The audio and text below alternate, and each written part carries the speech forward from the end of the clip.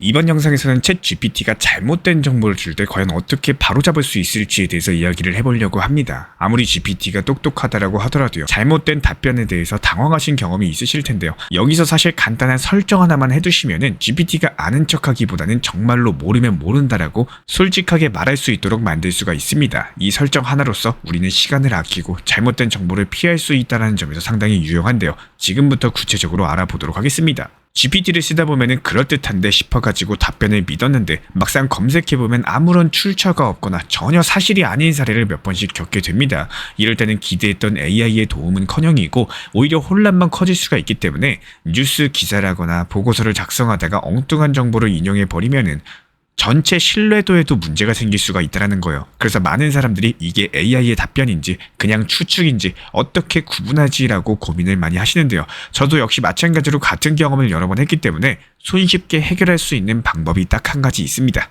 먼저 핵심은 GPT한테 특정 규칙에 대해서 미리 대화창에 입력을 해놓으시는 겁니다.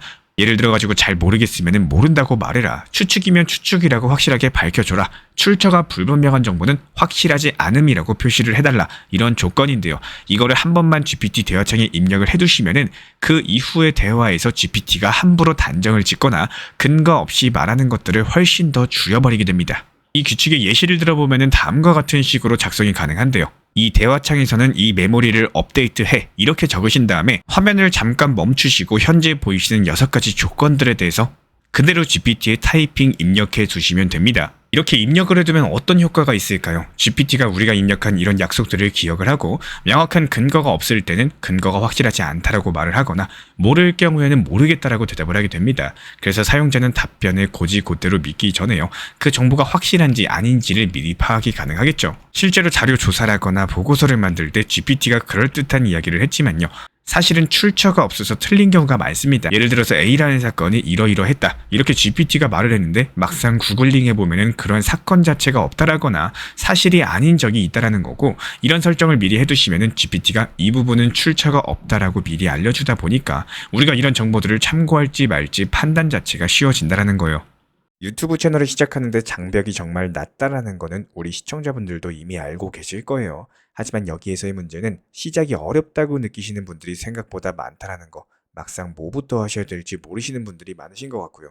코칭 과외 과정 느낌이 어떤지 간단하게 설명드려 보도록 할 텐데, 우리 회원분들의 동의를 얻었고 중요한 내용들은 가리기 처리해서 설명드려 보도록 하겠습니다.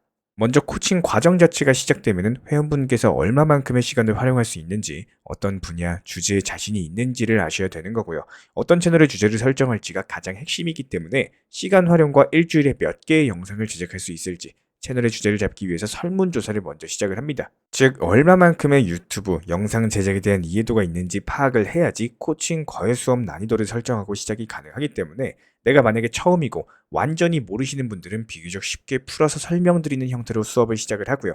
그동안 쌓아오신 약간의 지식이 있으신 분들은 속도를 더욱더 빠르게 올려나가는 방향으로서 잡아나가 드립니다. 여기서 가장 중요한 거는 채널의 주제 설정인데요. 이틀에 1개 쇼츠만 하더라도 1년이면 180개의 쇼츠 영상입니다. 단순하게 뻔한 동기부여나 시니어, 명언, 양산형, 허다 나르는 채널들은 성장이 있어가지고 막힘이 분명히 존재할 수밖에 없겠죠. 우리 AI 혁명 코칭 과외에서 가장 중요하게 생각하는 거는 채널의 주제의 설정입니다. 그리고 여기에 더해서 음원 수익, 영상 수익까지 보다 효율적이고 전략을 세우면서 채널의 주제를 설정을 하셔야 된다는 거예요. 단순하게 내가 좋아하는 채널의 방향성이라거나 영상과 음원 수익을 목표로서 하는 채널의 주제는 분명히 다를 수밖에 없겠죠.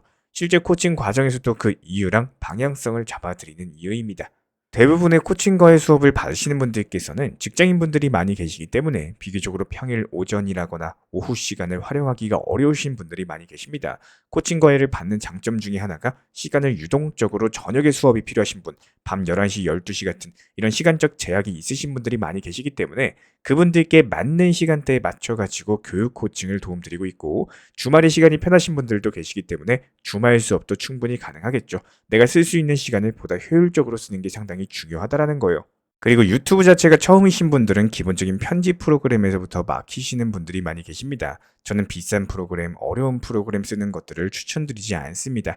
요즘 유튜브의 트렌드는 영상을 고퀄리티로 만드는 게 아니라 핵심 내용을 잘 전달을 하고 영상은 간단하고 효율적으로 만드는 게 핵심이라는 거예요.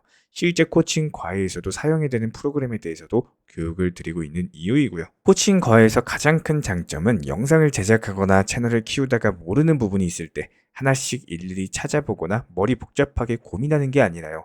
막히는 부분들을 해결해드리고 잘못된 부분들을 바로 고쳐드린다는 겁니다.